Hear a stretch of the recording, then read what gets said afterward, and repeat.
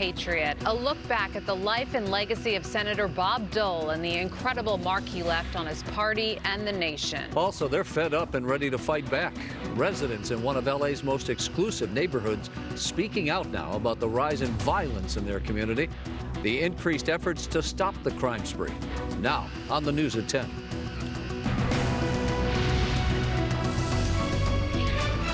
Hello, everybody. Welcome to the News at 10. I'm Rick Chamber. Good Sunday evening to you. I'm Courtney Friel. New testing requirements are in place tonight at LAX and other airports as the U.S. tries to slow the spread of the Omicron variant. Yeah, this new strain already in at least 16 states at this point, just as COVID cases and deaths are now rising again after Thanksgiving.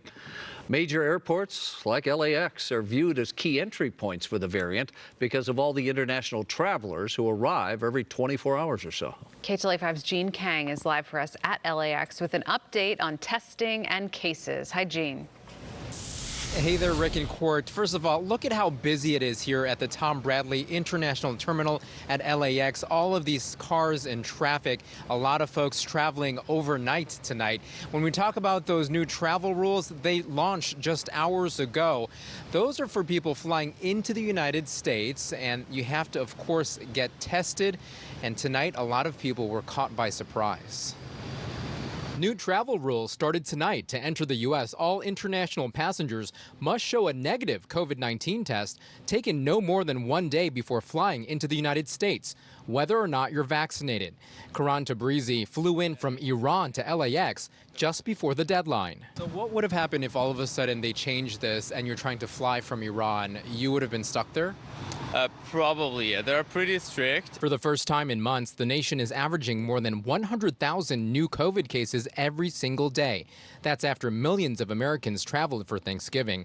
The first case of the new Omicron variant was found in California Wednesday and in 15 other states. Are you worried about that as an Australian going back home? Not necessarily, because I think there's a lot of testing available for everybody. Dr. Anthony Fauci says the White House is re-examining its current travel ban of 8 South African countries after global officials expressed outrage.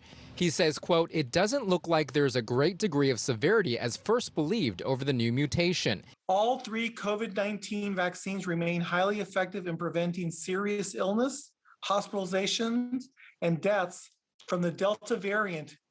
We will learn more in the coming weeks how well current vaccines protect against the new Omicron variant. So here's what you need to know. The new CDC travel rules go into effect Monday at 12:01 a.m. Eastern Time, or today at 9:01 p.m. Pacific Time. All travelers 2 years and older flying into the U.S. from a foreign country, regardless of vaccination status, must provide a negative COVID test within 1 day of traveling.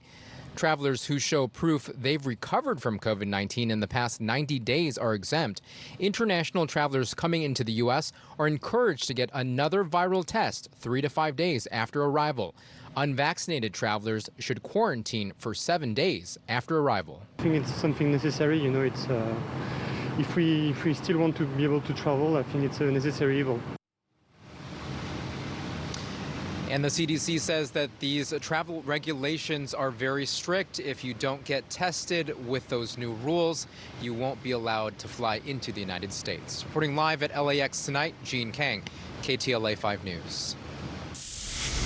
Our choice, our kids, our choice, our kids, our choice. Elsewhere, a group of parents with children that are enrolled in the LAUSD held this rally today to demand a